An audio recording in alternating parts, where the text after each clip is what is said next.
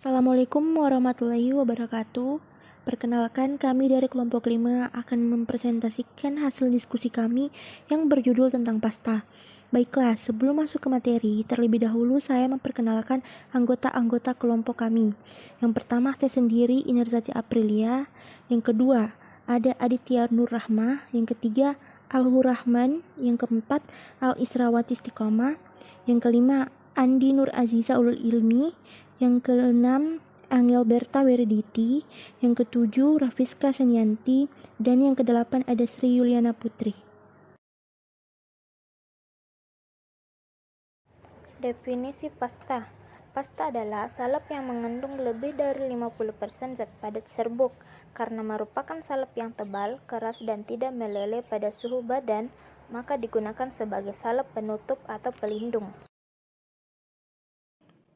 Menurut Farmakope Indonesia edisi 3, pasta adalah sediaan berupa massa lembek yang dimaksudkan untuk pemakaian luar. Biasanya dibuat dengan mencampurkan bahan obat yang berbentuk serbuk dalam jumlah besar dengan vaselin atau parafin cair atau dengan bahan dasar tidak berlemak yang dibuat dengan gliserol, musilago, atau sabun, digunakan sebagai antiseptik atau pelindung.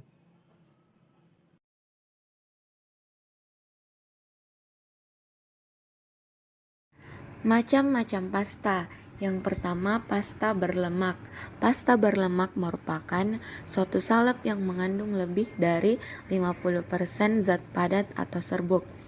Yang kedua, pasta kering mengandung kurang lebih 60% zat padat atau serbuk. Yang ketiga, pasta pendingin merupakan campuran serbuk minyak lemak dan cairan berair dikenal dengan salep 3 darah. Yang keempat, pasta dentifrice atau pasta gigi merupakan campuran kental terdiri dari serbuk dan gliserinum yang digunakan untuk pembersih gigi.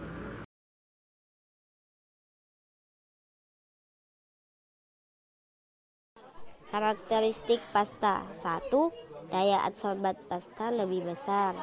2. Sering digunakan untuk mengabsorpsi sekresi cairan serosal pada tempat pemakaian sehingga cocok untuk luka akut. 3. Tidak sesuai dengan bagian tubuh yang berbulu. 4. Mengandung satu atau lebih bahan obat yang ditujukan untuk pemakaian topikal. 5. Konsistensi lebih kenyal dari unguentum. 6. Tidak memberikan rasa berminyak seperti unguentum. 7. Memiliki presentasi bahan padat lebih besar daripada salep yang mengandung bahan serbuk padat antara 40% sampai 50%. Kelebihan pasta. Pasta memiliki beberapa kelebihan yaitu 1. Pasta mengikat cairan sekret. Pasta lebih baik dari unguentum untuk luka akut dengan tendensi mengeluarkan cairan. 2. Bahan obat dalam pasta lebih melekat pada kulit sehingga meningkatkan daya kerja lokal. 3. Konsentrasi lebih kental dari salep. 4. Daya adsorpsi sediaan pasta lebih besar dan kurang berlemak dibandingkan dengan sediaan salep. Kurangan pasta. Yang pertama, karena sifat pasta yang kaku dan tidak dapat ditembus. Pasta pada umumnya tidak sesuai untuk pemakaian pada bagian tubuh yang berbulu. Yang kedua, dapat mengeringkan kulit dan merusak lapisan kulit epidermis. Dan yang ketiga, dapat menyebabkan iritasi kulit.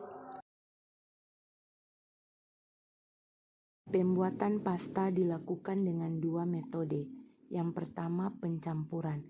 Komponen dari pasta dicampur bersama-sama dengan segala cara sampai sediaan yang rata tercapai.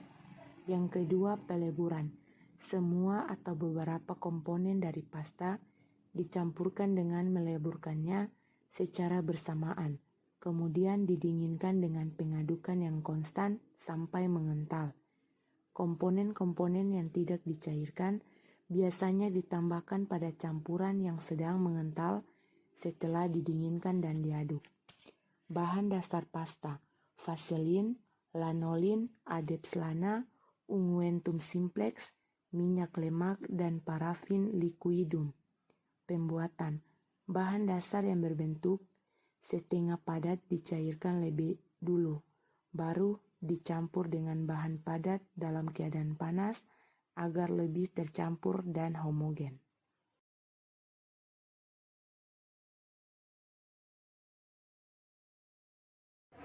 Adapun beberapa cara pemakaiannya, yang pertama atau A, cuci tangan.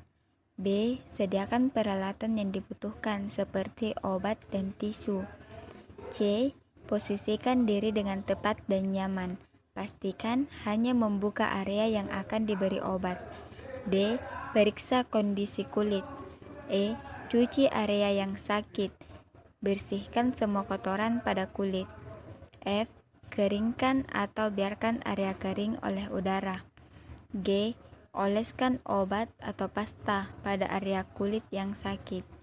I, pastikan tangan yang digunakan untuk mengoleskan sudah bersih. Jika dioleskan, cuci tangan kembali. Itulah tadi hasil presentasi dari kelompok kami. Apabila ada salah kata, mohon dimaafkan.